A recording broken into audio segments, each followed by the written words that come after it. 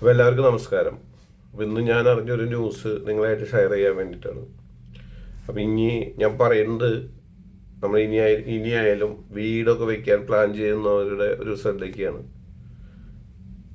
ഇപ്പോൾ നമ്മൾ എമർജൻസി ആയിട്ട് എവിടെയെങ്കിലും പോകണമെന്നുണ്ടെങ്കിൽ ഇപ്പോൾ എല്ലാവരും ഊബറാണ് വിളിക്കുന്നത്, അല്ലെങ്കിൽ നമുക്കറിയാവുന്ന ടാക്സിക്കാരൊക്കെ വിളിക്കും. അപ്പോൾ ഇപ്പോൾ നമ്മുടെ ബാംഗ്ലൂർ സർല ഏവിയേഷൻ കമ്പനി അവരൊരു പുതിയൊരു ഫ്ലൈറ്റ് ലോഞ്ച് ചെയ്തേക്കാണ്. അപ്പോൾ അതിൻ്റെ പെർമിഷനൊക്കെ വേണ്ടിയിട്ട് അവർ വെയിറ്റ് ചെയ്യാണ്. പക്ഷെ അവർ പറയുന്നത് ഇങ്ങനെയാണ്, അവർക്ക് നമ്മുടെ സാധാരണ വീടുകളുടെ മുകളിലും നമ്മുടെ വീടിൻ്റെ മുറ്റത്തും അവർക്ക് എവിടെ വേണമെങ്കിലും ലാൻഡ് ചെയ്യാൻ പറ്റുന്ന രീതിയിലുള്ള ഒരു ഫ്ലൈറ്റിൻ്റെയും ഹെലികോപ്റ്ററിൻ്റെയും ഇതിൻ്റെ രണ്ടിൻ്റെയും ഒരു ജോയിൻറ്റഡ് ഒരു സംഭവമാണ് അവരിപ്പോൾ ഈ പുതിയതായിട്ട് വികസിപ്പിച്ചെടുത്തേക്കുന്നത്. അപ്പോൾ നമുക്കൊക്കെ എമർജൻസി ആയിട്ട് നമുക്ക് എല്ലാവർക്കും യൂസ് ചെയ്യാൻ പറ്റുന്ന ഒരു സംഭവമായിട്ടാണ് ഇതവർ നമ്മുടെ സിറ്റി ഏരിയകളിലേക്കൊക്കെ കൊണ്ടുവരുന്നത്. അപ്പോൾ നമ്മൾ ഈ വീടൊക്കെ പണിയുമ്പോൾ വീടിൻ്റെ മേലെ ഷീറ്റൊക്കെ ഇട്ട് കഴിഞ്ഞാൽ അതൊക്കെ നമുക്ക് ഇറങ്ങാനൊക്കെ അതിന് ബുദ്ധിമുട്ടൊക്കെ ഉണ്ടാവും. അപ്പോൾ ഇനി പുതിയ വീടൊക്കെ പണിയുമ്പോൾ ചെറുതായിട്ട് ഇതൊക്കെ കൂടി പ്ലാൻ ചെയ്തിട്ട് വേണം വീടൊക്കെ വയ്ക്കാനായിട്ട്.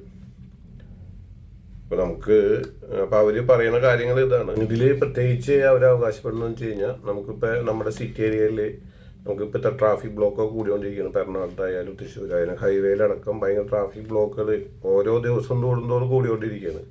അപ്പോൾ അത് കുറയ്ക്കാൻ വേണ്ടിയിട്ടാണ്, അതായത് അങ്ങനത്തെ എമർജൻസി സിറ്റുവേഷനിലൊക്കെ ഇങ്ങനെ യൂസ് ചെയ്യാൻ വേണ്ടിയിട്ടാണ് അവർ വികസിപ്പിച്ചെടുത്തേക്കുന്നത്.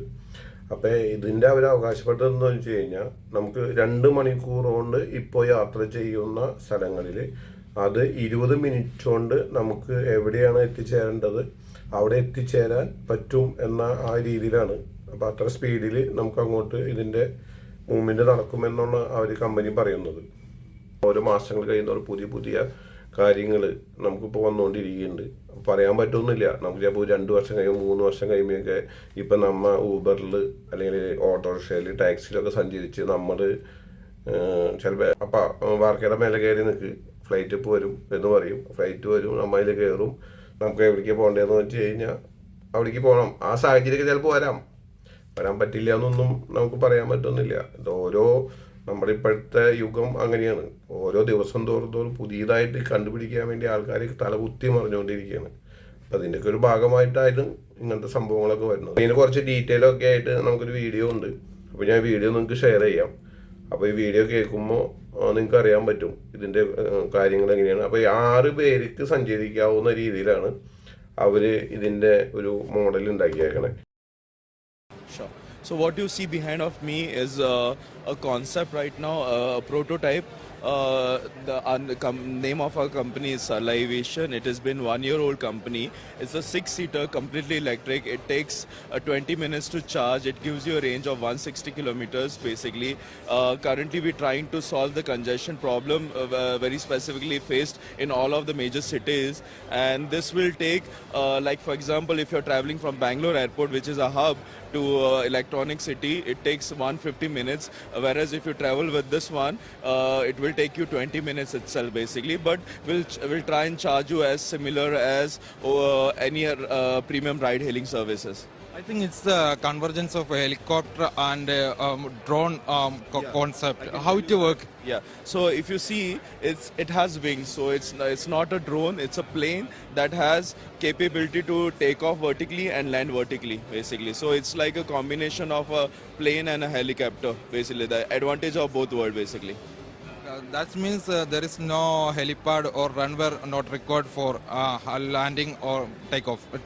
Runway is not required. It's a heavy infrastructure that we want to avoid. It requires helipads basically. So we are trying to aim all the helipads that are existing in cities and try to take the advantage of it and connect people.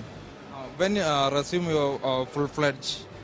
So this year we'll start testing it. We want to make it commercially available in year 2028. But next 2 years we'll be rigorously testing it to get the certification in place.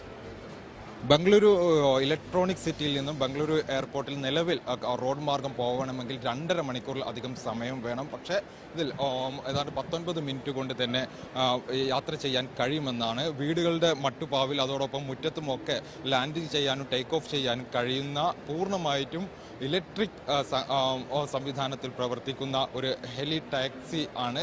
വിമാനത്തിൻ്റെയും ഹെലികോപ്റ്ററിൻ്റെയും സാങ്കേതിക വിദ്യകളുടെ ഒരു കൂടിച്ചേരലാണ് എന്നാണ് പറയുന്നത്. ഇപ്പോൾ ദൃശ്യങ്ങളിൽ തന്നെ കാണാം 6 പേർക്ക് ഒരേ സമയം യാത്ര ചെയ്യാൻ കഴിയും എന്നുള്ളതാണ്. 2028 കൂടി ബംഗളൂരിൽ സർവീസ് ആരംഭിക്കുക. അതോടൊപ്പം തന്നെ ബംഗളൂരിന് പുറമെ മുംബൈ